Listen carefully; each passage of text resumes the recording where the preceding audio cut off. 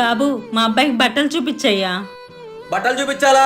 మీలాంటి లోకేశాలు కొనే కాదు, ఇక్కడ అన్ని బ్రాండెడ్. వెళ్ళా రోడ్డు మీదకి వెళ్ళి కొనుక్కోండి. ఏంటయ్యా అంత మాట అన్నారు? అనక మీ మామూలు చూస్తున్న అర్థం అవుతుంది, మీ టైం పాస్ చేస్తాకు వచ్చారని. మర్యాదగా టైం వేస్ట్ చేయకుండా ఇక్కడి నుంచి వెళ్ళండి. బాబు, మా తమ్ముడికి మంచి బ్రాండెడ్ బట్టలు చూపించమ్మా, రేట్ ఎంతైనా పర్లేదు.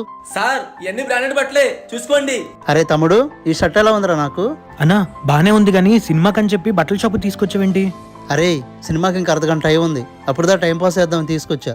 అన్నా నువ్వు సూపర్ అన్న, ఈ లోపు 4 షర్టులతో 4 ఫోటోలు దిగి ఇన్స్టాలో స్టోరీ పెట్టుకోవచ్చు.